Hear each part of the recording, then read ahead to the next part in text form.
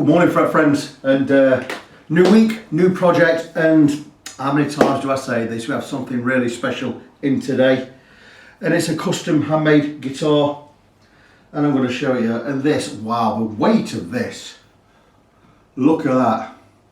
So we'd be saying this is an ash body, right? Yep, I'd have thought so. Is it one piece, two piece? It's a two-piece ash body by the looks of it. Look at that, and look at this. And headstock there will give it away. And this was built by a guy called John Tailby, who unfortunately is no longer with us. I believe he passed in the year of 2018. Always sad when that happens, taken before his time. But what a wonderful guitar. Ebony fingerboard, brass nut, 5-piece neck. You will have maple, mahogany and 2 strips of ebony down there, or could it be walnut? Not sure. Well, it could be a walnut neck, by the way. That seems to ring a bell. But anyway, why is this in? Well, the frets, there's nothing on them. It's going to be having a refret, a complete refret, and I've got to crack on with it because it's got to be done for Friday, and may have to replace a nut, a brass nut. What I am probably going to do with that nut is I'm not going to replace it. I will shim it. We'll get a very thin strip of maple veneer under there, stained black. You won't even know it's gone in. And we're going to shim that. So I just wanted to show it. I know nothing about John Tailby at all. I've looked on the internet, can't find any information about him. I will do some more digging and find out. What can I tell you about the guitar? Well, looks like standard Fender type switching. 2-tone pots, 1 volume, 5-way switch. Bridge is a aftermarket bridge, or it's a Wilkinson bridge. It's certainly not a Fender type. It looks to be pretty much hard-tailed, right up to the body if you look there, which is always a good thing because it means the tremolo is always going to be set right. So that should be good. We could always have the springs a little bit tighter, but the tremolo will be used, but you can always pull it back to tuning. So, how do we go about this? Well, what we're going to do, I'm going to check the setup, check the electrics first, then we're going to whip the strings off, and we're going to look at these frets. Now, we are going to get, without a shadow of a doubt, we're going to get a chip out when I remove these frets because it's ebony, and that is always the case. So what I'll be doing is, once I've whipped these frets out, I'll be repairing all the chipped areas using some epoxy glue or some super glue mixed with some rosewood dust. Once it's super glued in there, it will go dark and will look black anyway. You will not even know that the fingerboard has been repaired. We'll check the radius of the fingerboard. I'm sure it's going to be absolutely spot on anyway, but we'll check it anyway. We'll have a nut removed and then we'll look at getting the new frets in. I have already ordered the fret wire, I believe. I better have done. Yes, I have done. And I've gone for the same size fret wire as is already in there. The fret wire I will be using will be Syntom's Elite. Syntom's is a manufacturer out of Belarus, and I get my fret wire from Tone Tech when I'm using the Syntom's Elite stuff because it's the only place I can get it. So let's have a look in the box. Look at the receipt. It's not expensive, it's the same price as the normal stuff, yet it is 25% nickel silver. Now your regular hard fret wire, what I've been using for years, is 18% nickel silver. Now chances are guitars over 10 years old will be using 12% nickel silver, so this is a lot harder. What's it say on the invoice? Yes, Syntom's Elite fret wire, 2.3mm crown with 25% nickel. So this is certainly getting up to the hardness of stainless steel. Not as hard as stainless steel. I'd put it somewhere around about the same sort of strength as Jescar Evo Gold, which is the hardest fret wire I've ever used. I've done the last 2 refrets I've used this fret wire, Syntom's Elite, and it's gone very well. I did a 76 CBS era Strat. I've just also done a bouzouki, which is a Greek instrument, somewhat similar to a mandolin type affair, and this one will be getting the same. So without further ado, I'm a very busy man this week, so I'm going to crack on with this. I'm going to do the things I've just mentioned, and I will come back and give you periodical updates as and when. Moving on with this one, we're not faffing about. I've removed the neck from the guitar. I'll give you a quick look at the frets. I'm going to bring it over to the camera, and you look here, there's no height at all on these frets in these areas. The indentations are all deep. I've removed the nut, came out really easily, given it a couple of taps, that came straight out, no damage. I just do want to show these areas here where there are already indentations, where the nut has been carved and put in before, just to show that that was all there before I work on the guitar. The next major thing I'm going to be doing is I'm going to be removing the frets, and because I don't have a great deal of time to explain or to film everything, I'm just going to crack on with it. There's the nut. I'll be using the same brass nut as mentioned before. The slots will be too low with the new frets in, so rather than fit a new nut, I'm going to shim underneath this original nut.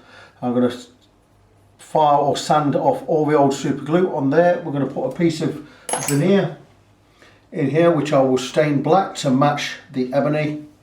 But the next big thing I'm going to do, on the main thing, is I'm going to remove these frets. And I do have an adapted soldering iron to do this.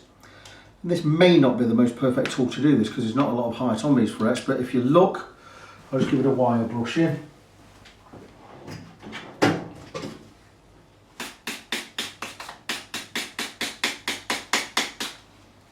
And there you go, that's an adapted bit that I bent over and filed a groove in there. And that is going to go across the top of the frets like so. We'll get some heat on the frets. Blah, blah, blah, blah, blah.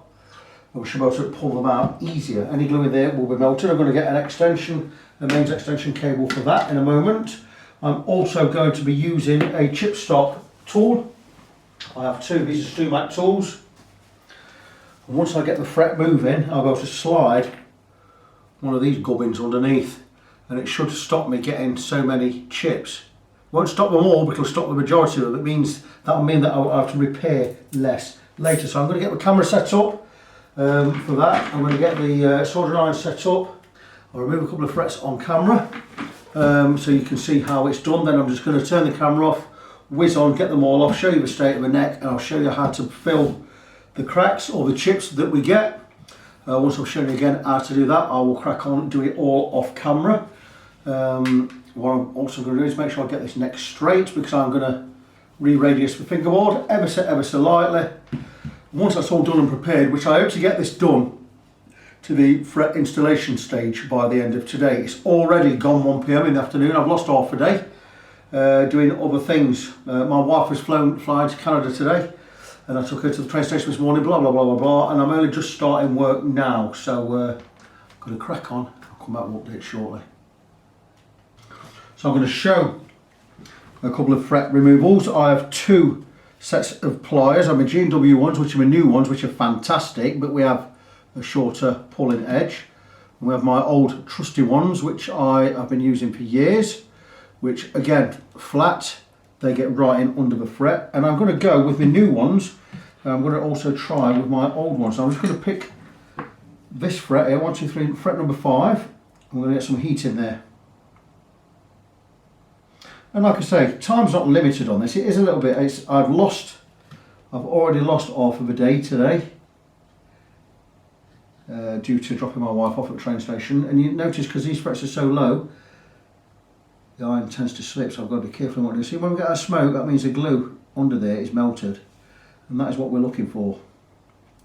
But I'm looking to remove these with a minimal amount of chipping, because ebony, it does chip. And it can take a while to get the chips fixed. And I want to get this part of it done today, because then I can spend a good full day on it later in the week. Hopefully Wednesday, most likely Thursday. I could get it all done Thursday. So the more I do now, the better. So all I'm going to do is I'm just going to take my pincer and just remove from there. And then, you see what I'm doing? I'm going to go straight under with a chip stopper, like so. And I'm hoping you can see. I'll bring the camera a little bit closer for the next one. And that one's come out, and there is some chipping. There's one chip there, but that is not too bad. I've seen a lot worse than that. But just to stop anything else, I could go there with a, what I'm looking for, a bit of super glue. I'm not going to need to. Straight away, I'm going to come straight in. I'm going to recut this slot.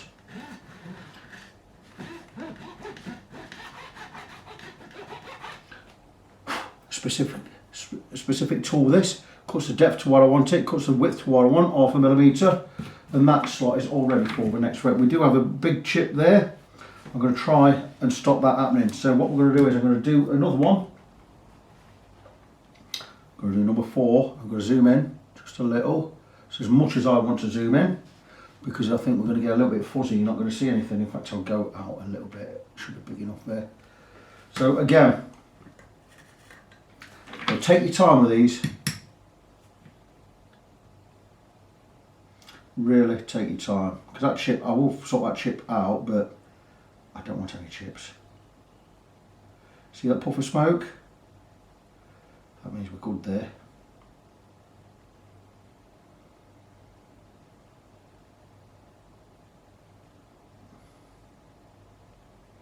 No prizes for rushing.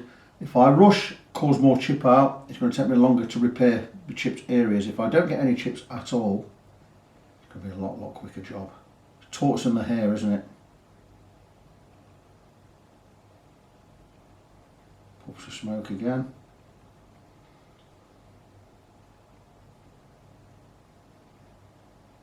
And again, we have enough heat in there. And again, ready with the chip stopper. Ready with the fret puller.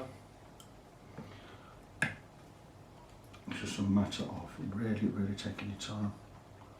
If it takes you a while to get the chip stopper in, don't worry about it. Just get it in. Okay, nice and steady.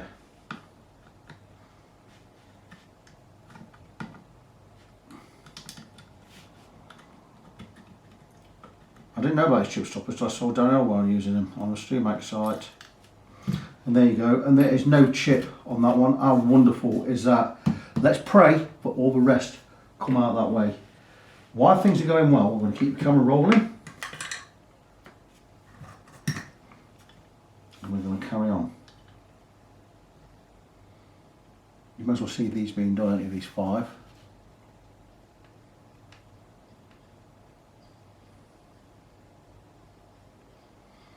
I charge more for an ebony board because there's always going to be a chip out. So if you have an ebony fingerboard you want to refret, it's going to start at £180, and you've got a price of your fret wire on top, which is about another £15. And if you need a new nut, another 10 quid on top of that. I don't charge for refitting a new nut. Well, in hindsight, maybe I will change that in the future. We'll see. I'm not charging for the nut on this. All I'm going to do is I'm going to just put in, like I said, a piece of veneer for a new nut to sit on. I'm going to make it as invisible as much as I can, which should be, but basically it should be invisible. I'm going to cut it to exact length, and when it comes to sealing the edges, once the new nut is in, I will seal, or the old nut is back in, I will seal the edges with a little bit of super glue. It will be stained black, so you won't know, you're not going to see it. And again, let's just get into the edge. And the good thing about these frets is they don't seem to be glued in. Chip stopper in again, little increments, keep pushing the chip stopper through. And there you go, no chipping on that one. Beautiful. We will get chipping at this end, I guarantee it. For whatever reason, they always seem to go in tighter up at the body end of the neck. But this is going really well. My aim is to have this done by Thursday evening. This guitar will be gigging with the Boutones, Boutones, on Friday night. I don't know where they're playing, I might find out, I might actually go along. The reason I want to get as much done today as I can is I've got an all-day tattooing session tomorrow. And my right arm is going to be tattooed. In fact, I'm having half of a sleeve done, but it's top and bottom of my right arm, which could cause some problems with working later in the week. I'm sure I'll be absolutely fine because I don't really get scabbing up and itchy until 4 or 5 days after, so I should be fine until the weekend. Just I don't want to chance anything. If I really wanted to, I could get this refretted today. But I'll probably work through till midnight. I would definitely have this done in 11 hours if I went straight through. These are coming out really well. So there you go, you see now it's done. Again, quite usefully. You've seen how it's done. I'm going to crack on, get all of the rest done. Also, remind myself to recut the slots.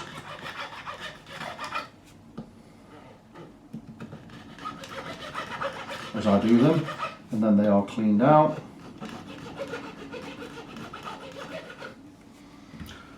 I don't see why I couldn't get this refretted today.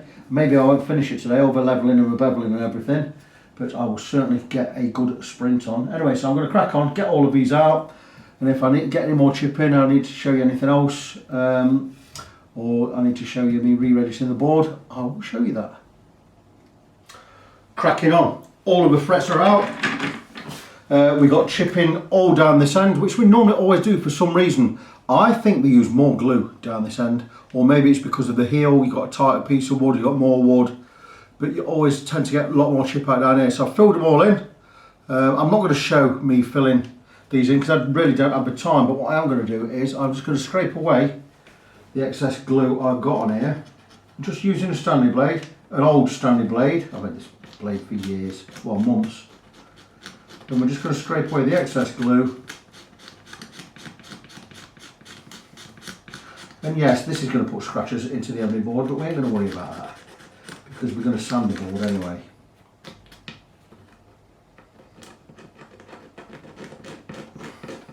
There's some chips down this end I need to fix as well. You see, I've scraped all that excess glue away. There are scratches in there, we ain't going to worry about that right now. A couple of chips, one there, there's another one somewhere. I know there's at least 3 down this end, so there's more chips to repair. But what we're going to do with this end here is,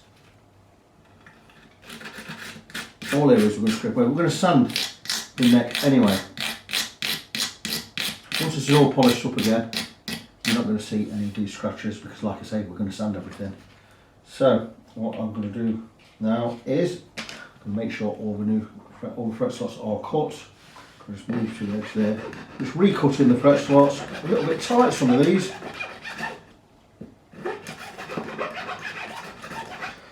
The new frets, I will not be gluing them in, but I will be using some Titebond to fill in the gaps or place in the frets. It will not glue the frets in as such, but what it will do is it will act as a gap filler. So any gap between the bottom of the fret tang and these slots will be filled with Titebond. Something I've been doing for quite a while. So there's some excess glue on the top of this fingerboard from the old frets, from the lines at the side. We are going to re-radius the whole board, so I'm going to check the radius in a minute, make sure it's 9.5, which I think more or less it should be. And what we're going to do is we're going to alter the truss rod, make the neck absolutely straight.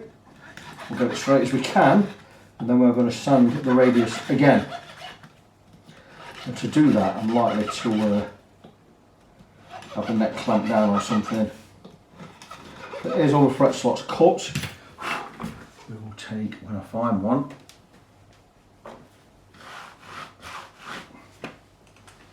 piece of cloth. We'll get some 400 paper here, and we'll just sand over where we've scraped and where we've glued, just by hand for now. And this will help show up any more chipped areas I've got to replace. I've just found the other chips now. I have 3 big chipped areas to fix.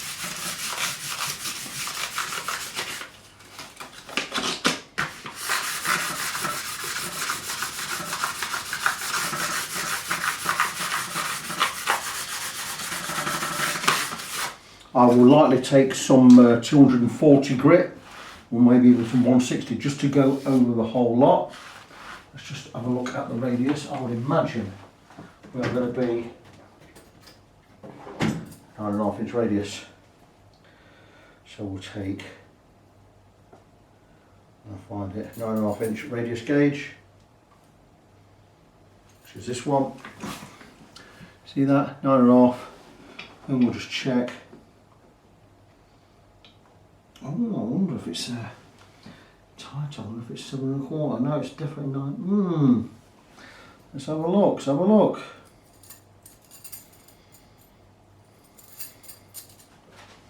Could it be? No, it's not 7 1/4. Certainly not.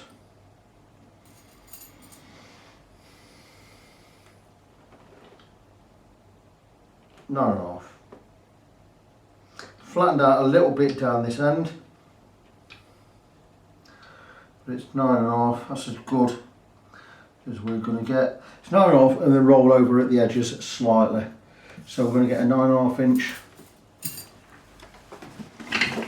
radius block, which I have one here. 7 1/4, 12, 9.5. I don't know how straight the neck is yet, so let's have a look at that. That is my uncle question. Where is that? Aha, yes, of course it is.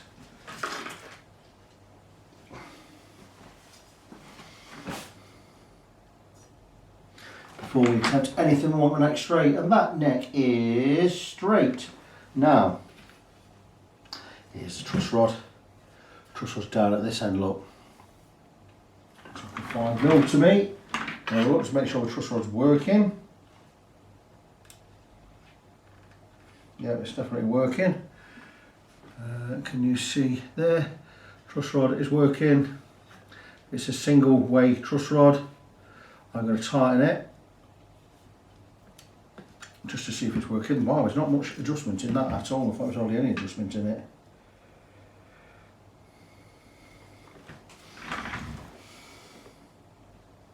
Okay, I'll put a little bit of back bow in there, so we need to let that off.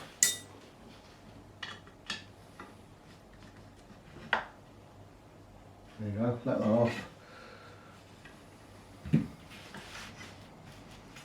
Let's have a look. I mean, it was just about level anyway. And that is, oh, this is flat as can be. That is a level neck. So all we're going to do with this 9.5 inch radius block,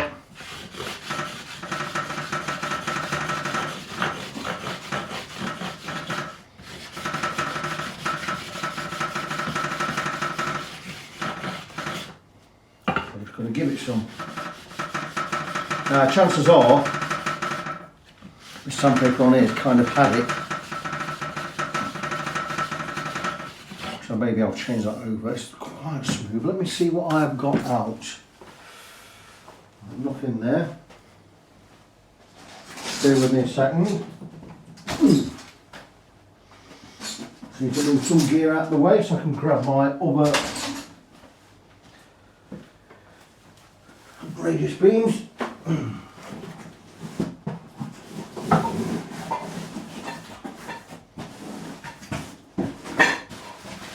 9.5. Oh, look at that. How wonderful. 9.5 inch radius beam with some brand new 240 grit sandpaper on there. Exactly what I need. Let's give it some of this. All ready prepared for me to do.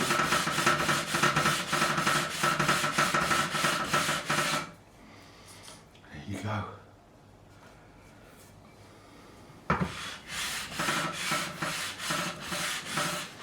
People are saying you should only go one direction. Makes no odds.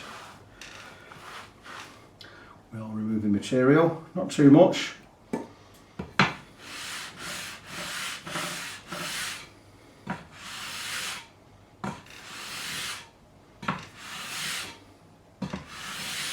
So to those who say you should only go in one direction, there you go. I'm going in one direction.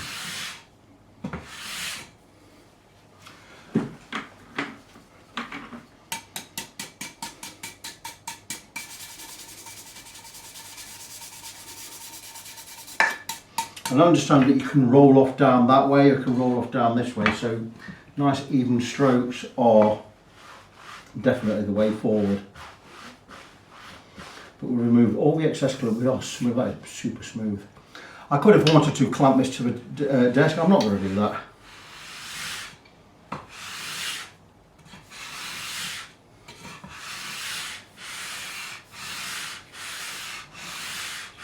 Nice. steady strokes.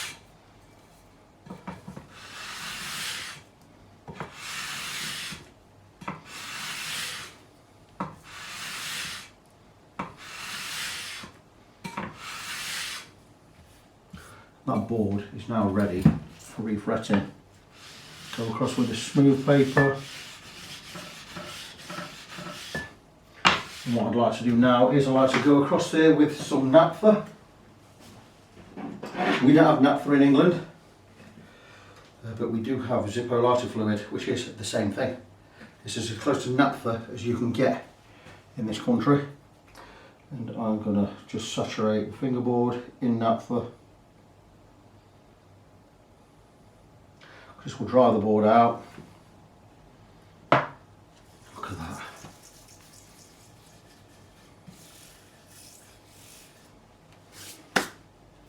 And it will evaporate.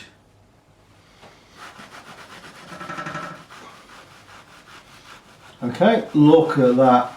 How good is that? Okay, chipped areas I can now see blatantly clear. I think we've filed a couple out, so that's good news. There's a tiny one there, there's a big one there, that's nothing to worry about there. All the others have sanded out.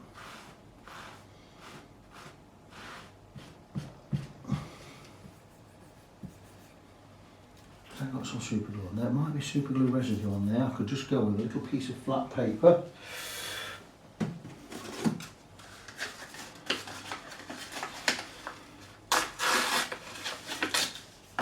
400 grit. Just take this out with my fingers like so.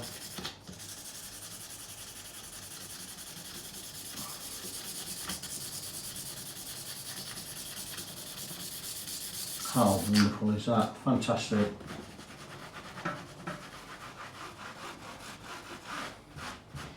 I'll clean that with naphtha again in a bit. I have a couple of chipped areas to fill. One there. Can't even see these others. And one there, tiny one there, tiny one there. Very, very easy to do. I will grab myself a little piece of silicone if I can find one. Oh yes. I have a whole sheet of this silicone stuff. But all I really need to do is take a piece of 1/2 ml silicone where I'm going to fill, place a silicone in the slot. I'm going to do it on camera right now live. I have a little chip here this side. I'm going to grab some rosewood dust. This is so simple. I've done many neck repairs or fingerboard repairs. We're going to take my bag of rosewood dust. I really do hope this is not out of focus. Just in case it is, let me just zip back, and I apologise for it being out of focus a little bit earlier, but let's go there. We're working here.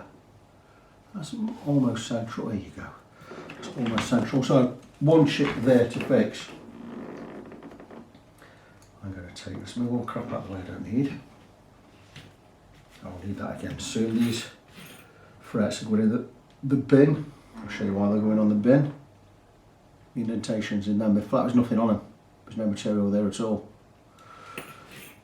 Right, okay. So we'll take a piece of silicone sheet, which I've cut and radiused, fold over. This dust needs to go in a better bag than this, because that bag has had it. Now, I don't want to lose this, it's all the rosewood dust I have. And look, the bag's had it, look, completely. I'll find another bag for this in a minute. Aha, we are in. We'll take a little bit of rosewood dust.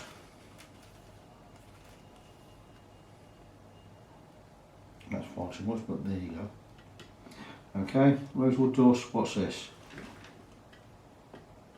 Working on this area right on the edge here.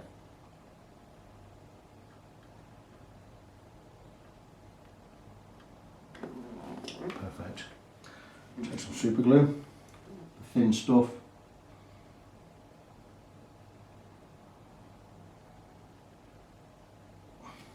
There you go. Take more than we need.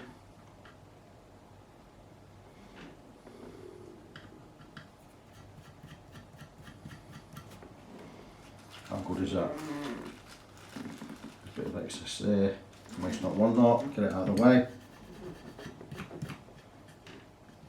Silicone, you see, glue doesn't stick to it. How's that? That is almost repaired. We're going to take a flat file. In fact, I'm going to take two flat files, a coarse and a smooth. With the coarse flat file, we're going to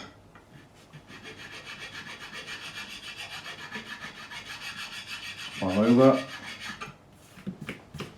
And with a smooth flat file again.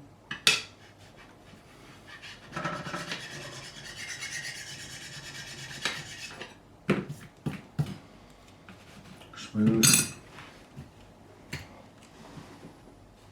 I don't know, I've repaired it, I can't tell it's that good. Sort the slot again. Sandpaper. I had a little piece somewhere, just there.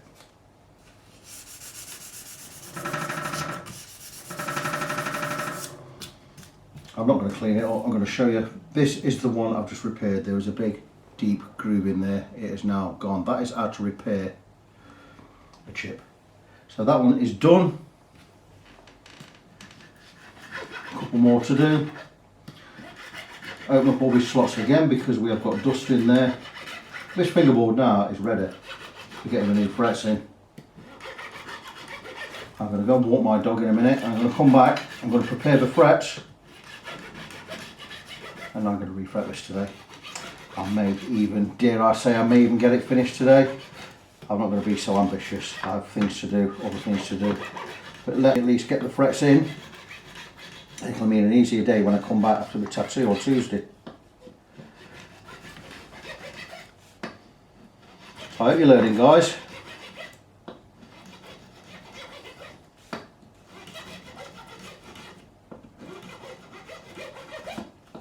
I repaired more chip parts at this end.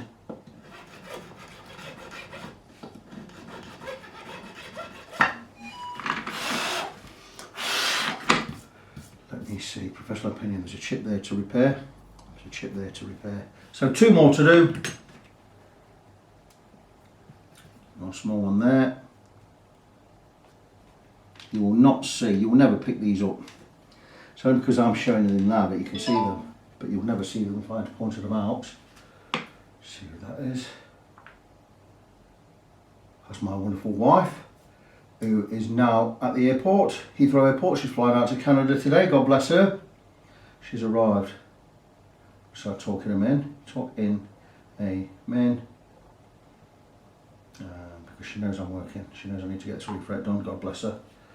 Praise the Lord, God is good. So again, working on this fret. Only a really small chip, but we have to repair them all.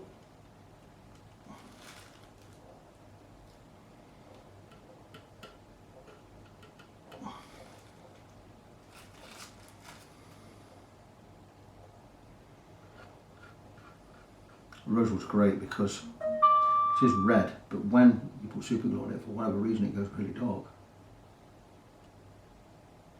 A little bit more than we need there, but we always go with a little bit more because once I put super glue on it, it's going to shrink or disappear. And there's a super glue, and that's fantastic. That's soaking, and there you go. Put some more dust at it. And I hope you can see that is now proud of where we need it to be. Fold the silicone, pull it out, big blob of super glue on there. Again, coarse file, see that? Big lump, very proud. File.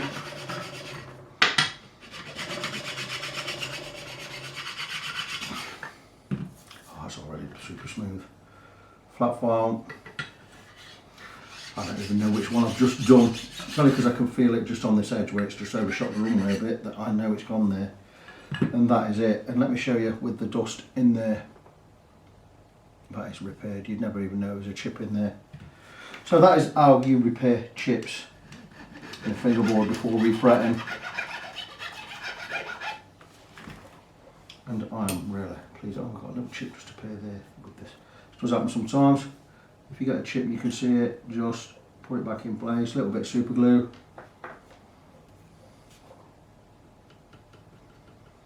Hold it down. Very good. And more super glue, just get it off. Just a matter of taking a little piece of sandpaper.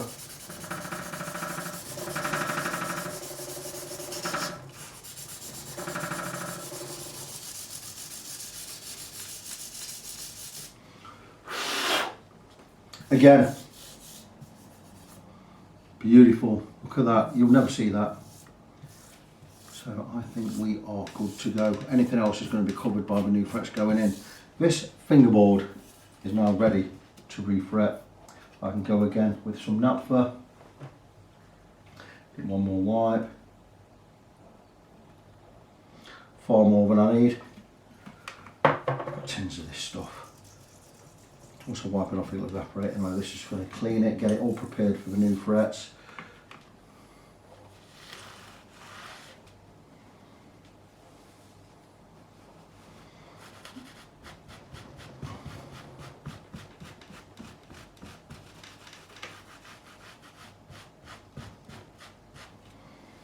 See it evaporating as I do it.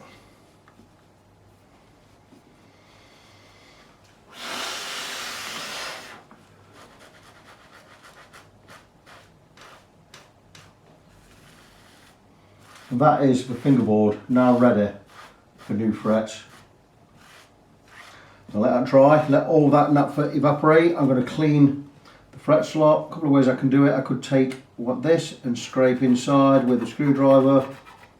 That's okay, but it is not as good as using a 3mm file specifically made for the job. No safe edges on this. Well, there is a safe edge there, but every other edge, this edge is a cut. This edge is a cut, this edge is a cut. I'm just going to go ever so gently, just in there, just to remove any glue. Don't want to cut any deeper. Just want to remove the glue. 3mm file, then go with the safe edge side. So it's not going to cut anything, it's just going to clean the glue from the edges there. Again, that slot is now smooth, ready to accept the nut. I'm going to put some veneer in there. 1/2 piece of veneer just to raise the nut that little bit more than I need for when I get the new frets in. The nut will not be going in until I've got the frets in. So this is all ready now to refret. I'll come back later, we'll get the frets radiused, and all being well we'll start to get them in. Look at that naphtha's still in those slots, look.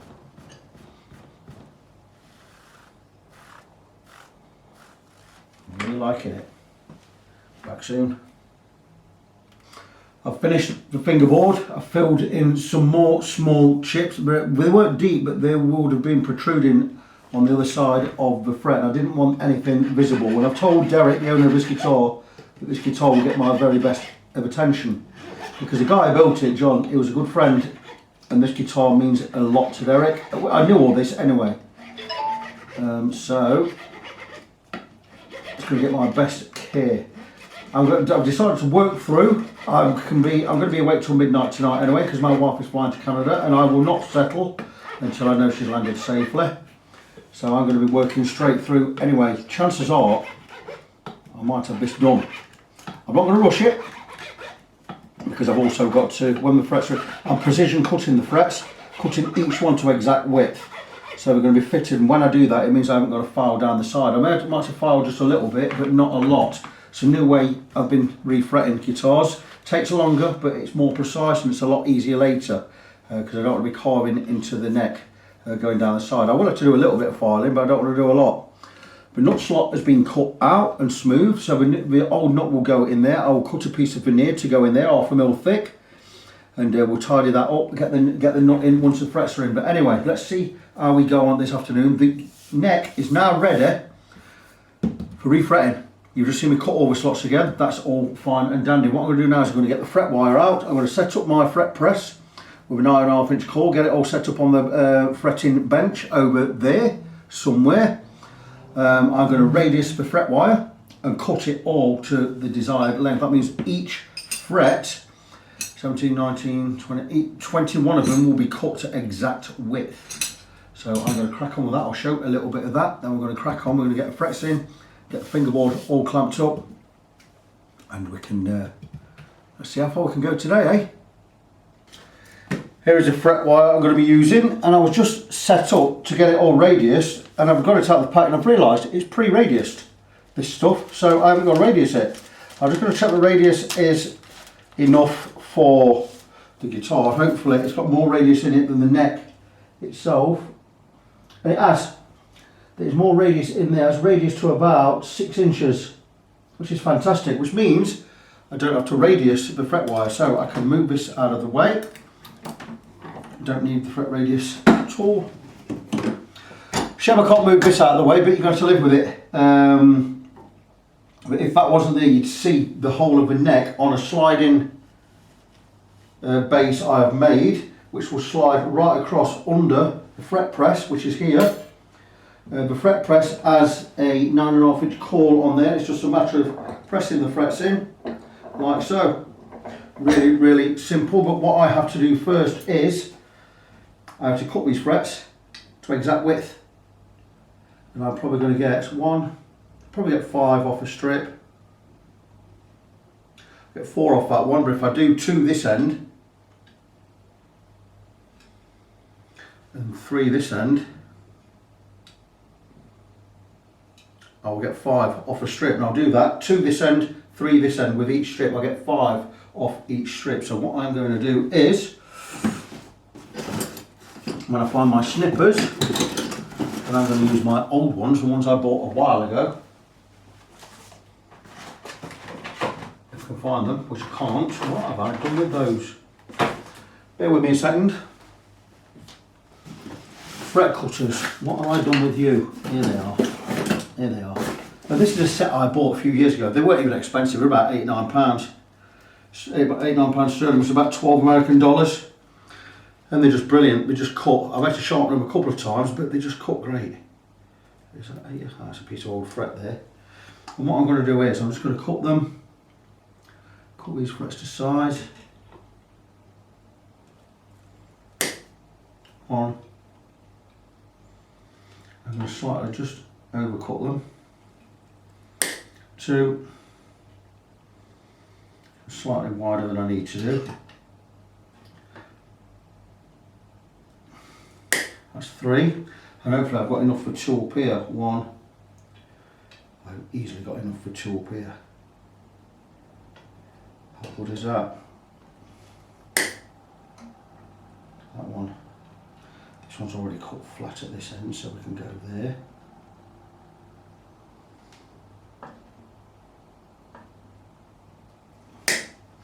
And I'm going to sit down. I'm going to show you how I get these set. So we have frets 21 and 20, 1, 2 and 3, cut, not precision cut, but close.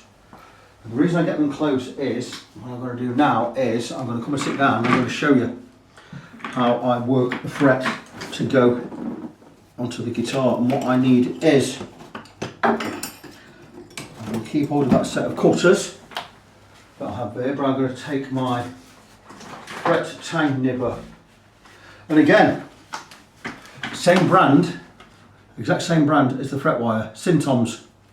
Great piece of kit. These will cut stainless. They're not meant to cut stainless, but they will do if you're careful enough with it.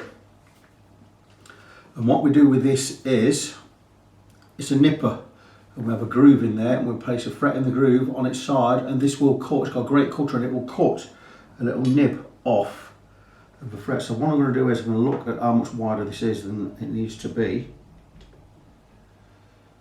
And I've got about 3mm here, and what I'm going to do is I'm just going to nib off a little bit of a tang each side. Can I show you? I will try and show you.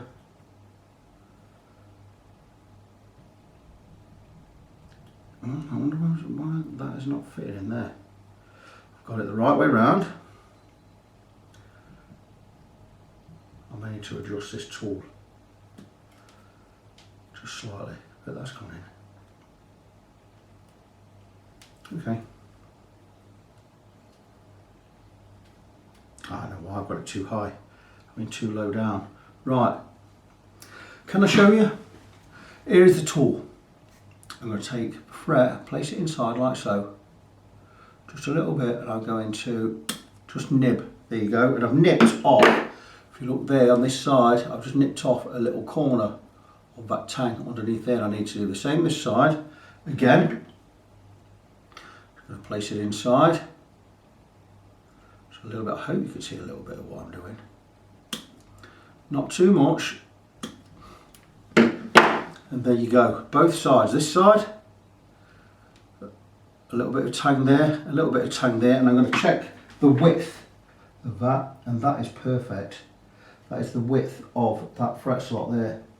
Now, another thing I've not mentioned yet is these fret slots might not want to accept this fret as it is, and what we do is we need to open these fret slots up a little. And what I like to use is a small file, a small three-cornered file. This little job here. 3 edges, very sharp, and what we're going to do is, I'm not going to zoom in or anything, you have to see from there. And we're just going to come over the fret slot,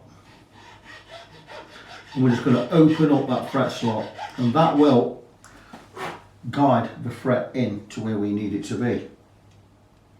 Now that fret is not finished yet, it's not ready to go in the guitar yet. Now I've cut these tangs, what I need to do is I need to nip up this end as well. A flat cutter, if I come right up to the edge of the fret there, turn it round, do it again, right up to the edge of the fret there. I'm hoping you can see this. That fret is now precision cut to fit that one slot. It's already beveled at the edge, and that means we need minimal dressing when it comes to filing the edges of the frets. I'm going to pick this up and show it you because it'll be a lot easier. And I'm just going to press in that fret there, and I'm going to just tap it to where I need it to be.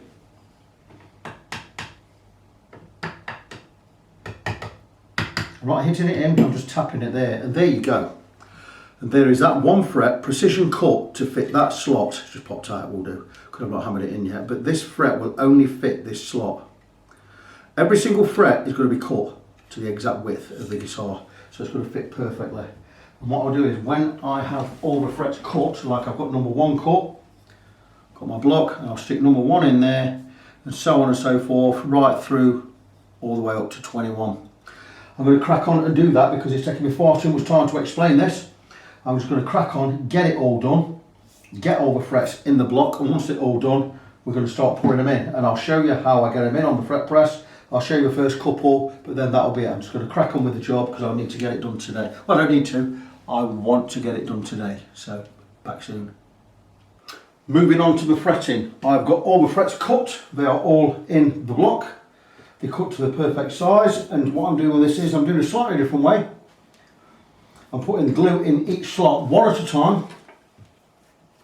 I'm not taking the fingerboard up at all at this stage because I don't want to mess with glue and get any glue off. And I'm going to do one at a time, just like this. I'm going to get some glue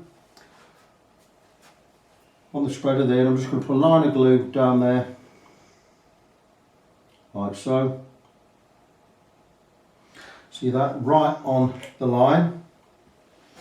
It's not always going to go just there, but I just want to get some in the slot. It's not always going to work as perfect as this one has. This one has gone in pretty well. I could do with a second cloth actually, so using one for all, but it's going well so far. Wipe off the excess. I know you can't see a lot from where you are, but I'm going to just take a word for it. I'm going to line up the fret, tap in the ends, and I'm going to press it in. It really is this simple. Pressed in, got a little bit of glue squeeze out there, that's fine. Make sure we've gone far across it enough. Turn the neck.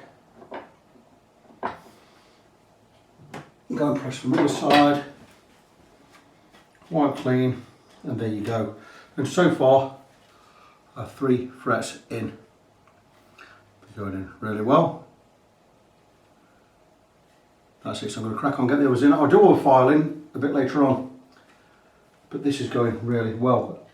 The last way I was doing it, I was taping everything up and it was messy, but we got the mess all cleaned up. But the thing was, the clean up afterwards became too difficult because the tape was all stuck to the fingerboard and everything, and I couldn't really, I could get it off, but it took some doing. So I decided I'm going to go this way with this. It would probably be easier if I took this glue out and put it somewhere else, but you know, like in some kind of lid somewhere. But I'm going to soldier on with this as it is.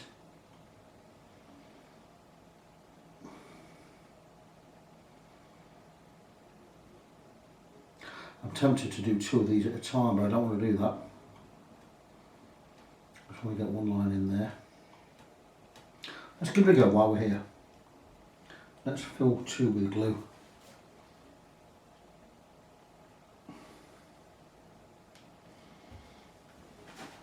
With this one just to see how we go.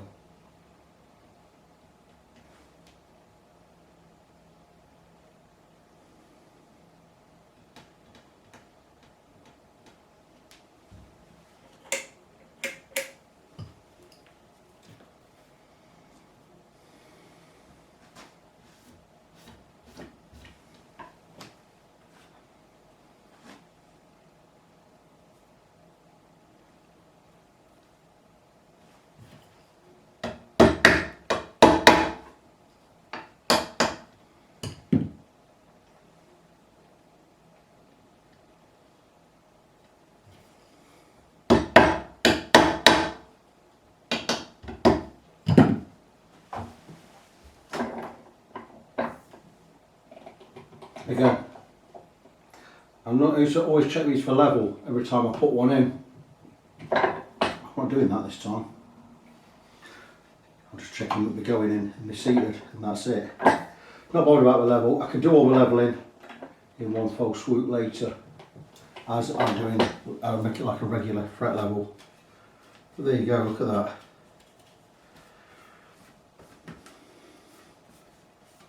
It's going to get a little bit more difficult in a minute because I will be coming to an area where there's no support right here. But I will stick a piece of padding under there to do that bit. So let's show 5 in. And I'm going to crack on now. I want to get this done. I want to get it done tonight. I at least want to get these frets in tonight. So I'm going to crack on. I'm going to turn the camera off and I'll come back and show you when it's done. Moving on. I've had the neck clamped for about 45 minutes. It's all it's going to need. 3 clamps supported underneath with a stack of business cards, some wood and the clamps. So we're not going to mark the neck in any way. And I'm just going to remove the clamps now. We're going to move on to the next part of the process, which will be trimming the edges of the frets.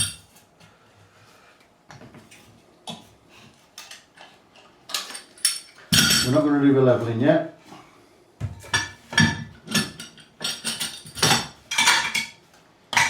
And there you go. There is the neck refretted.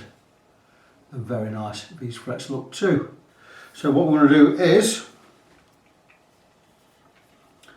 clamp it in the vise, padded. So what we're going to do first is we're just going to, this clamp's been loosened because it was at an angle.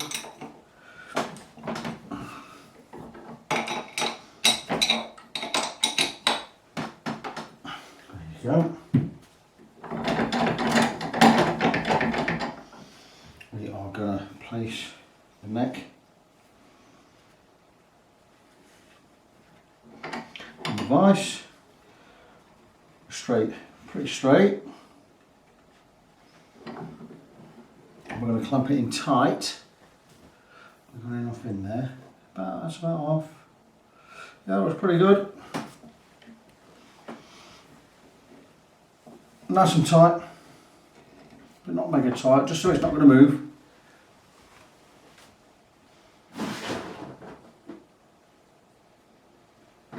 Strip of tape the other side there. And what I'm going to do is we'll remove the edges of those frets. So what we'll do is just put a strip of tape to the length of the neck, just so we don't dig into the wood. Now you see, if this is a sprayed guitar, you won't want to be digging into the lacquer, would you? So what we're going to do is we're just going to place this on there,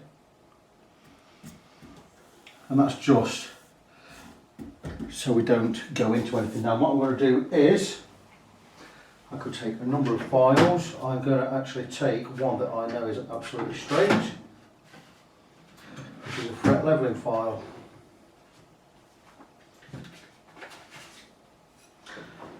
And completely by hand, this is a flat file, I'm going to trim these edges because they're overhanging just a little bit. The tape's on there to stop me going too far.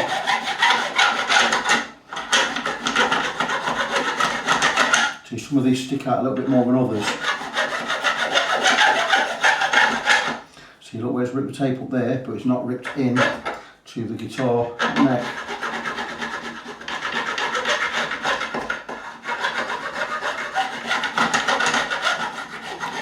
Slight angle.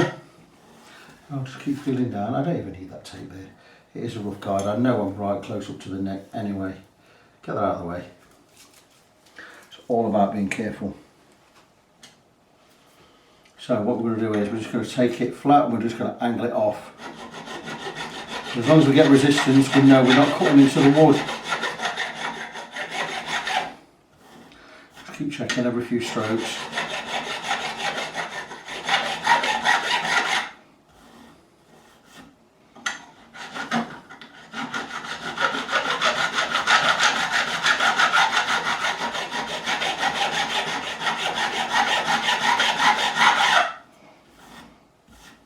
Still proud of the edge there.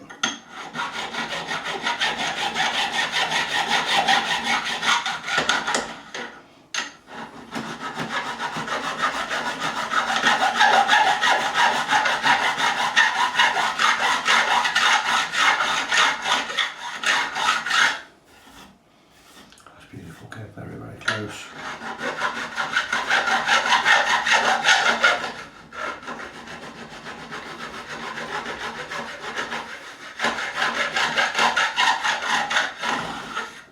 And once we are as close as that, that's beautiful. Still got a little bit sticking out here.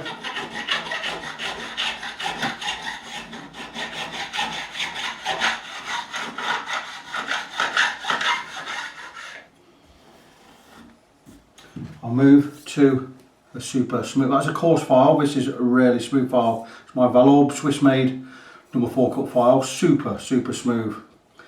This is a flat edge. And as long as I get resistance, I know I'm cutting into metal.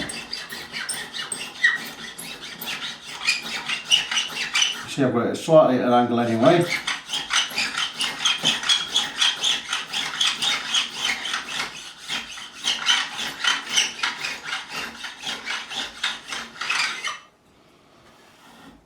beautiful.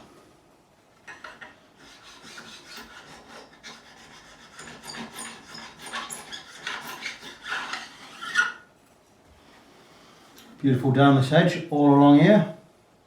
I'm really liking that.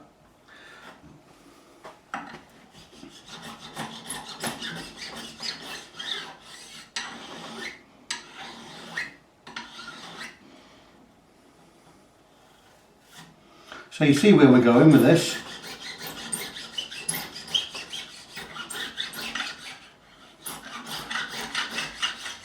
I'm also beveling at the same time, just slightly arcing over these frets, just at this edge here. I'm not going to have a big bevel, just nice, just enough. So I'm probably going 15 degrees, not the recommended 30-35, don't need to go that far. The less of a bevel you have, the more fret you've got to play with on the string. But that, to me, is looking pretty good. Let's have a look down the line. Yeah, very happy with that. And that's how easy it is. It is not difficult. Just need every now and again to wipe the file.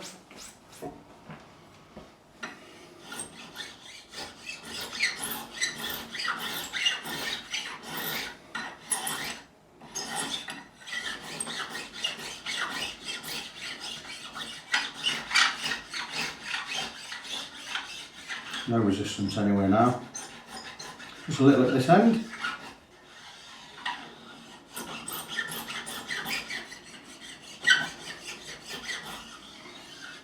And that is that side done and beveled. So,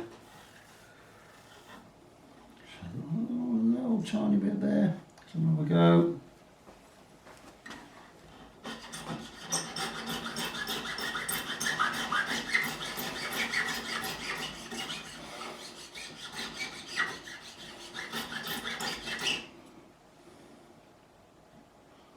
And that's it, we're right up to the edge.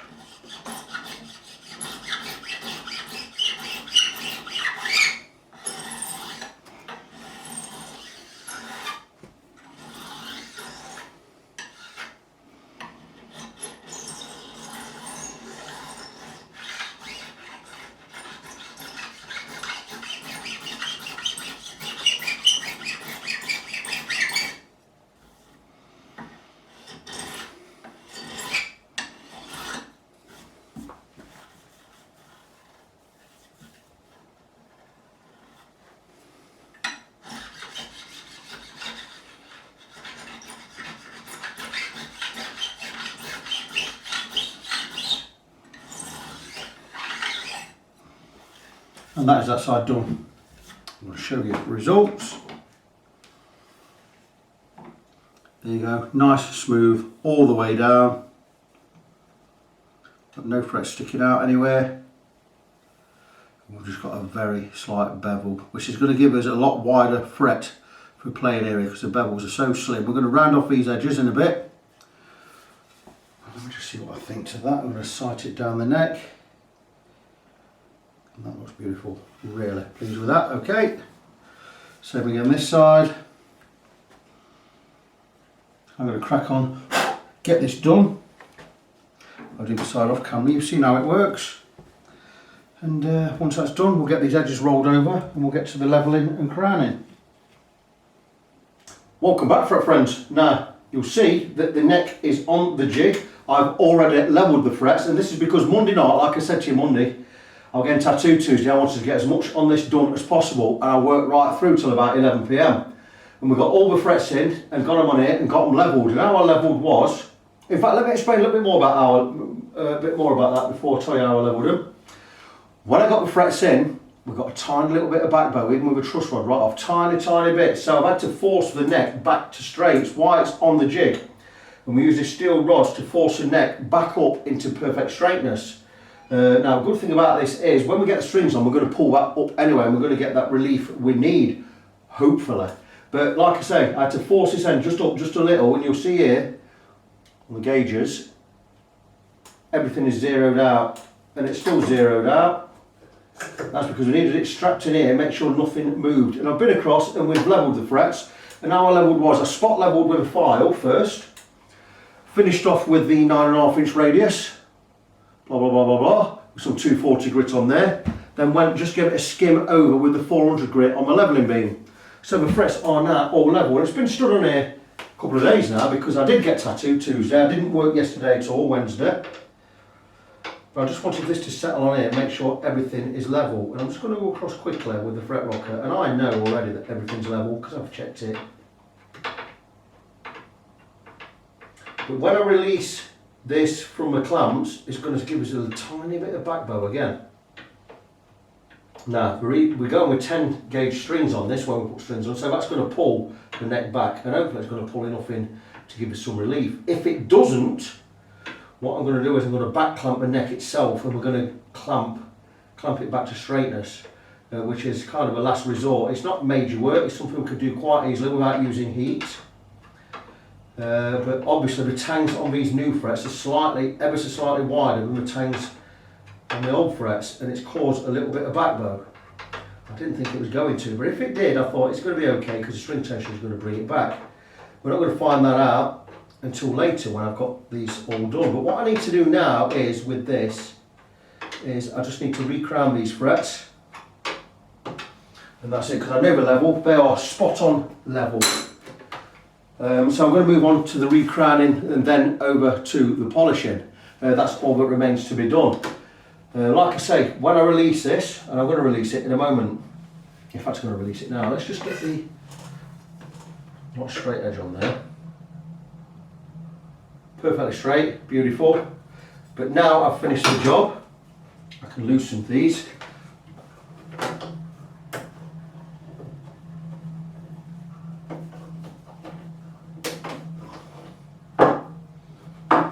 There you go, and we can check the neck again, and I know that has moved quite a bit on this end, so it's going to give us a tiny bit of, you know what, that is still more or less straight, isn't it? That's really, really good, because it means when we've got string tension on there, it's going to pull the neck forwards or pull it back up. We are going to be able to get some relief in this, so I'm really, really pleased about that. A little bit of a run off down here from the 15th fret as well. There's a little gap appearing just down here.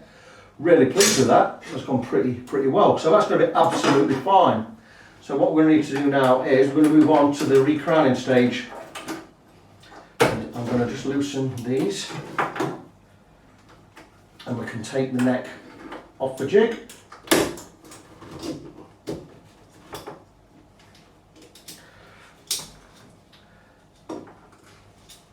That's great, this clamps fall to bits. How good is that? Never good, but these are cheap things. I've got to replace these, get some better ones. But there you go. We have freed the guitar or the neck. Job done. So we're going to remove it from the piece of MDF now, and I'm going to get the neck over. I'm going to bolt it back. In fact, I might leave this bolted onto that. I'm going to get it over onto the other bench, onto the setup bench, and we're going to recrown the fret. So stay tuned for that. I'll come back and get it set up, and we'll crack on. Oh, just before I do though, I did get tattooed, by the way. Might as well show you while I'm here.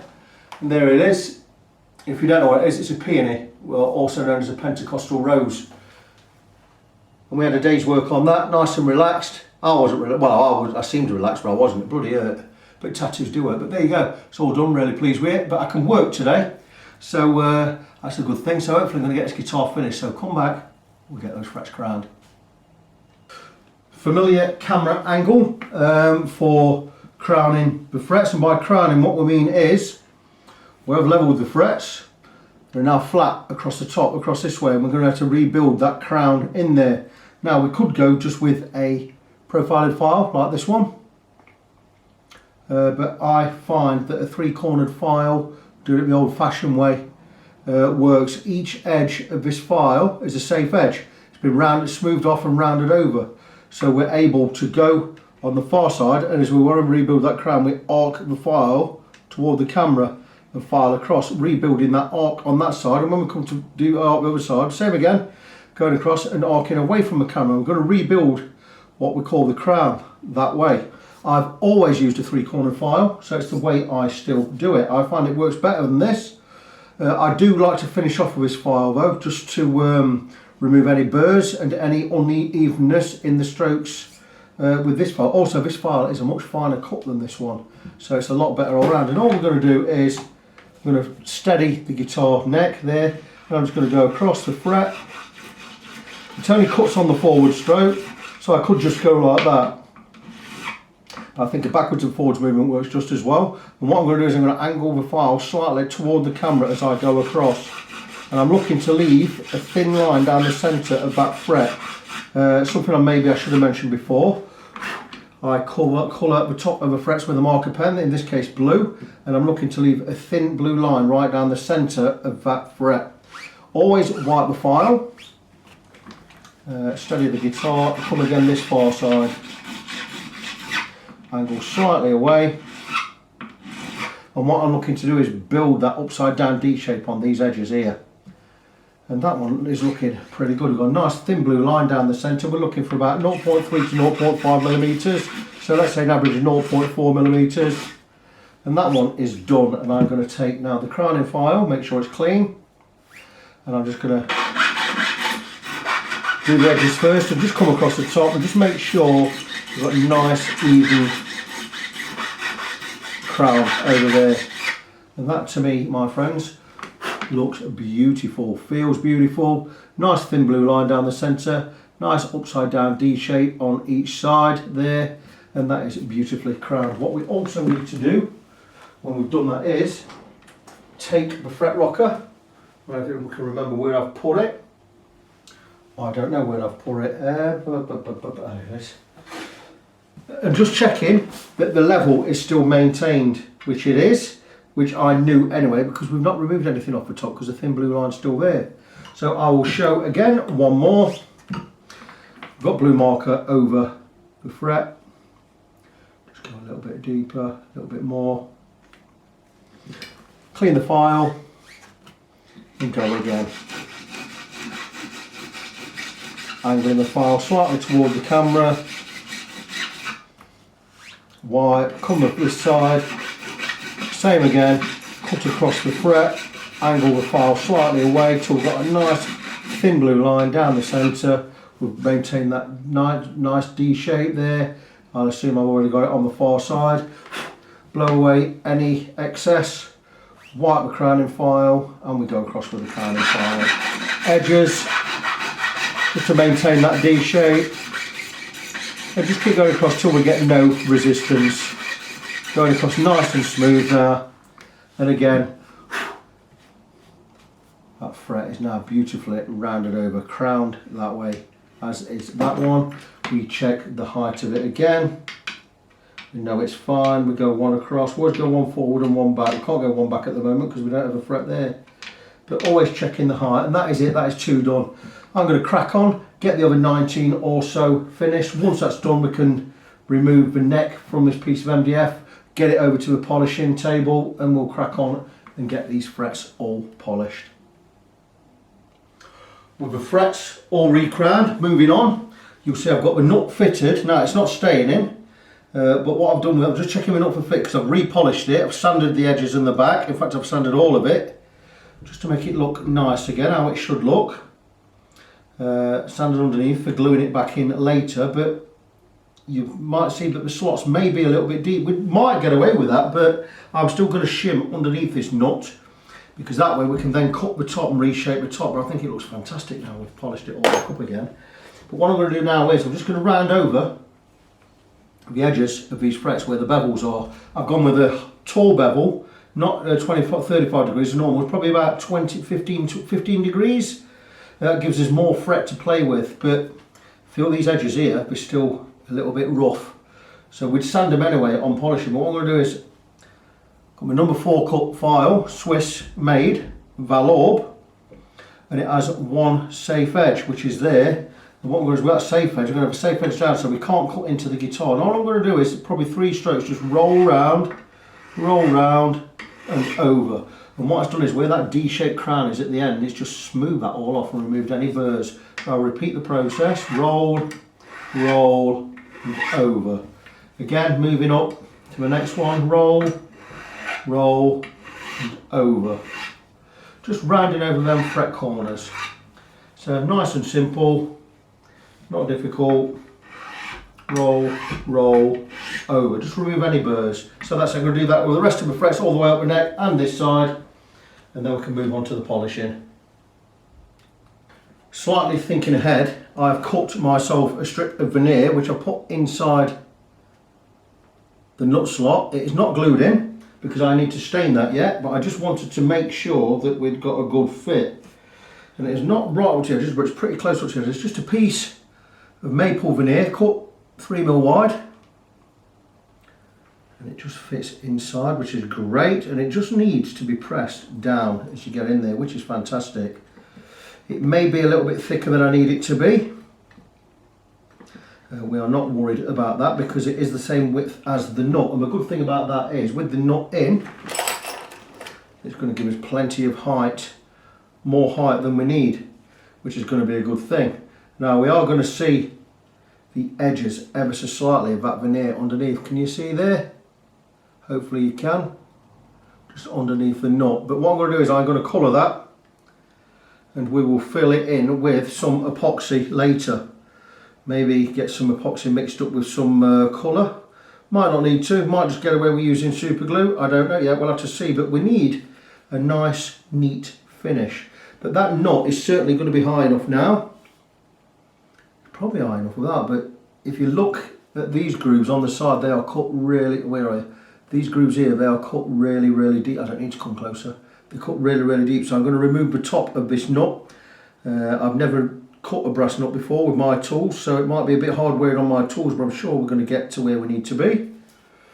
But I am liking the look of that. Bit of black on there, you are not going to notice anything. We're going to fill that in nice.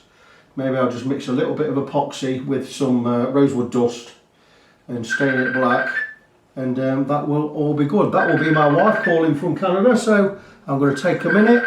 I'm going to move this onto the polishing bench and join me there soon. Very close to finishing now. All we're going to do is polish these frets. Now I've already started taking a piece of 400 grit paper and just rolling over the edges of the bevels. And I've been up and down here twice with some 400 grit, like I say. I moved the neck along so I could get all these ones done as well. So they've all been done. And what I'm going to do now is I'm going to polish with 5 different grits of paper, going from, start with 800, going for 1000, 1200, 1500 and 2000, using the finer grits as we go along. And we're going to polish these frets. And by polishing, I mean we're not just going to bring it to a shine, we're going to also remove the scratches out of them. And it's really simple. And we take the one with the most grain, the highest grit. This is more coarse. Start with the most coarse one first, being the 800 grit. And all we're going to do is we're going to go across the top of the fret. I'm going to struggle holding this because I've got plaster on my finger where I split my finger up the other day. In fact, I'm going to take that plaster off regardless, which is a shame, but I've got no choice. Just hope I don't get no crap in my split finger. It's just a matter of going over the top of the fret. That's not too bad actually. Get it into the corners and back over the top of the fret.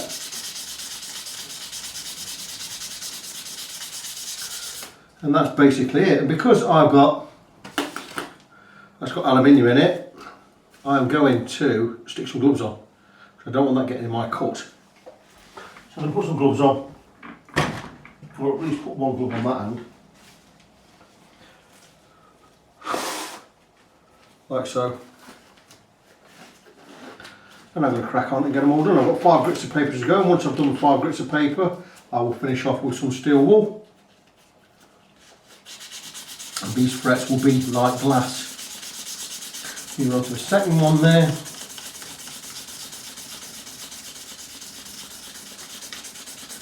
And so I've got, how many? 5 times 21.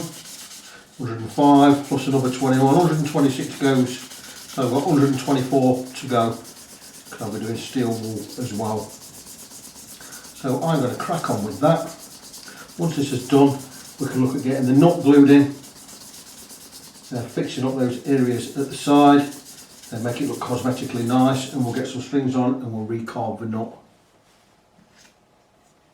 And I'm back, and I've just finished polishing the frets, and we've been through with 6 grits of paper in all, including the 400, blah blah blah blah blah, and I finished off with steel wool. I don't know how much you can see where you are, but these look fantastic. They're really, really nice.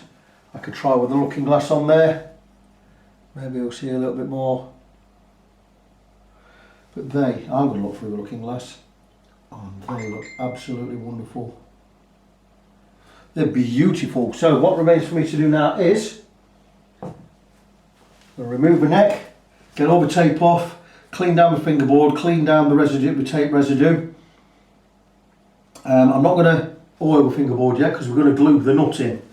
I've already got the shim in there, so the glue I'd like to go with super glue, but there's a little bit of a gap, so it's probably going to be better that I use epoxy. So I'm going to mix up some epoxy with a little bit of black glue, or a little bit of black stain, and I'm going to leave that overnight to set. So I'm going to have to finish this guitar off in the morning now, because I'm not standing around 40 minutes waiting for epoxy to set before I can work on it again. It's going to take about an hour to set because there's something the stain does to the glue, it makes it take longer to set. So that's exactly what I'm going to do. So when you come back, I'd have probably got the nut installed, cut and shaped, ready to put the strings on. So you know, it's the best I can offer right now. In the morning, I'm going to put the strings on in the morning because I'm knocking off in a minute once I've got the nut set. So, come back soon. Pushing on to get this one done, or get as much done tonight as I can. I've fitted the nut, filled the gaps where the shim was with some rosewood dust and some super glue and sanded it all flat and smooth. So I'm going to show you that in a minute. I've just oiled the fingerboard and the neck is ready to go back on the guitar. I've got to put the tuners on first, but I just want to show the nut. There's the nut in position. It's not carved yet, but I just want to show the nut how I've got it seated there. How beautiful is that? Can you tell there's a shim there? Don't want to get any closer than that because you ain't going to see, but I don't think you're going to tell there's a shim under that. I could have made it even better if I'd have had more time to do it with epoxy, but I'm really pleased with how that's come out. And all I need to do with the nut now is carve the top, cut it right down and recut the nut slots, cut them deeper to match where they need to be. So that's something I'm going to do in the morning. What I'm going to do now is I'm going to put the tuners back on, put the neck back on the guitar, and that is going to be it. Derek is not coming for the guitar till about lunchtime tomorrow, so that gives me, if I get up at 7, I've got 5 hours. Well, I haven't got 5 hours because I'm having my haircut at 11, so I've got 4 hours. I will be up at 7 anyway. I think there's another hour left in this, and all being well, if I don't cut the nut too deep, we're going to be absolutely fantastic. So I'll be back in the morning on this. Off camera right now, I'm going to put the tuners back on, put the neck back on the guitar. We'll come back in the morning, we'll get some strings on, we'll get the nut cut right, we'll get it set up, and it will be ready to go. Have a great evening.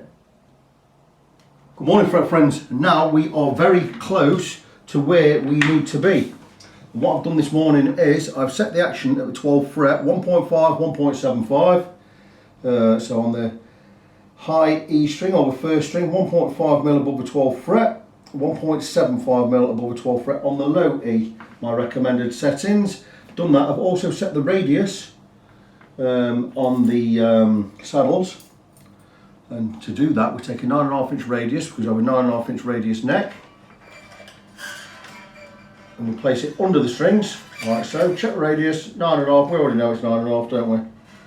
Let's get it in right first. That's not right yet. Here we go. 9.5, and what we do is we bring it up to the bridge. We make all the strings higher. Once the first and the last strings are set, 1.5 mil, 1.75 mil, then we drop these strings onto the radius gauge there to give them the height. That one is still a tiny bit high, the A string, so I'm going to drop it just a nudger. We'll have to tune that one again. But that is beautiful. Okay, so we're all in.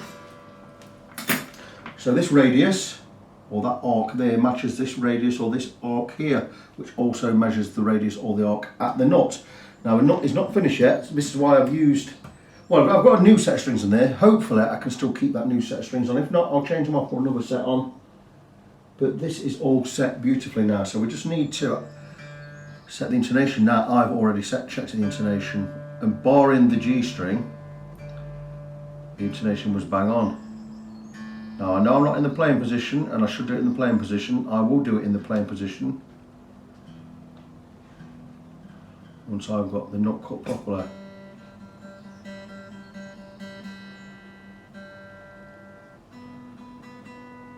That's strange. Postman has just walked straight past my house. You forgot something, love? She must have forgot something. I'm waiting for loads of gear. Oh well. So where it goes. So that's it. So what I'm going to do now is I'm going to loosen the strings. I'm going to go onto the other bench, and I'm going to cut the nut. I don't have to cut it anymore, it's already cut. I'm going to just file some off the top and reshape it, just so these strings are sitting a little bit higher in there. So join me for that in a minute. First time I've cut a brass nut, to tell you the truth. So I've already filed across the top, and I'm going to file just a little bit more. I want to get these so the strings are half in, half out. What have I done with my file? Oh, there you go, it's right there. So it's just a matter of taking your time. It will file pretty quickly with this file.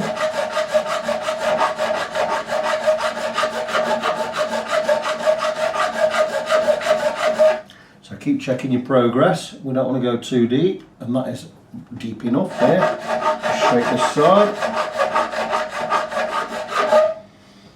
And now just come and check this side. We're getting very close to where we need to be.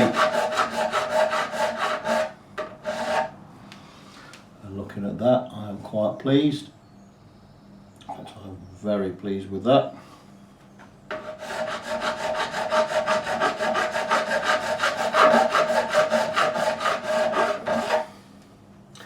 What I'm going to do now is I'm going to take a smaller file and just shape the top.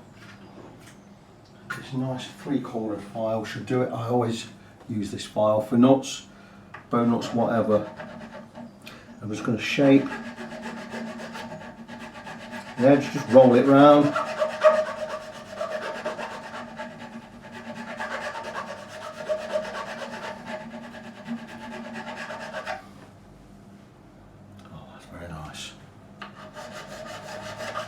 Over the top, just a finer cut. Let's have a look at this side, pretty good.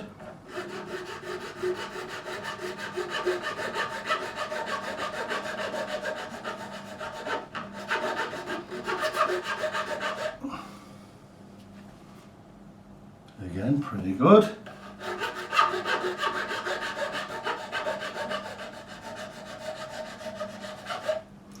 Very nice. Just going to slightly sand it over the top, but that knot is now, I could just go a little bit more here. Let's have a look. Oh, they're beautiful. Strings are going to be half in, half out. Maybe a little deeper on that one, but that's okay. Just going to come across with these two again. A 13 and a 10. 13 first.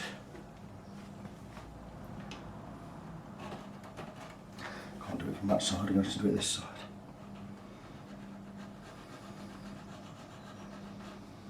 Just clean that slot and widen it slightly. That's beautiful. Finally, the 10. Just open it up. Just a little bit. Not quite going yet, so I'll do it from that way. There you go. We're in there.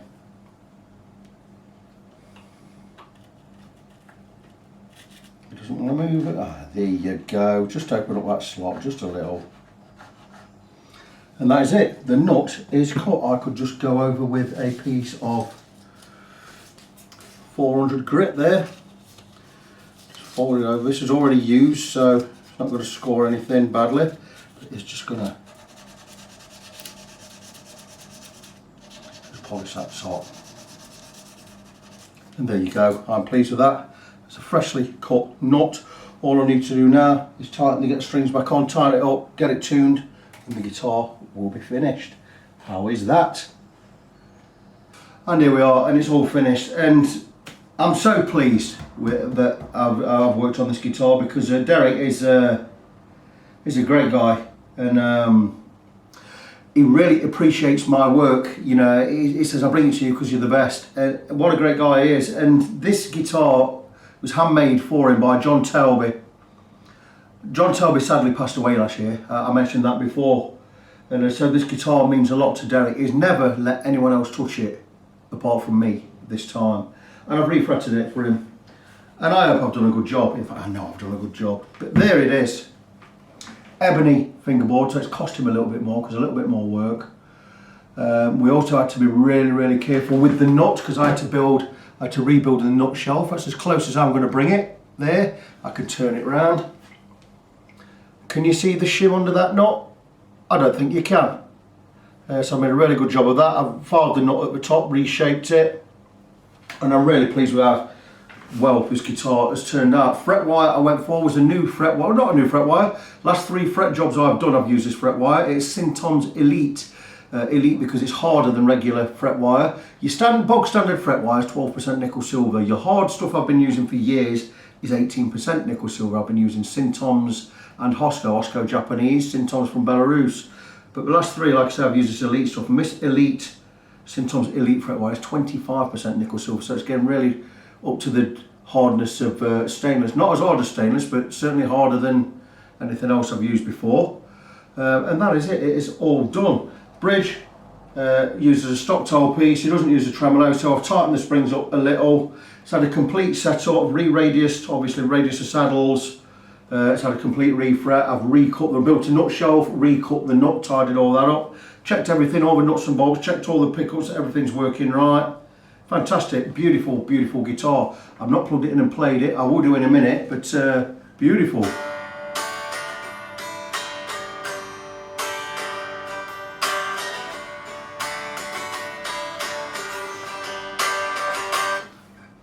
a nice resonance to it.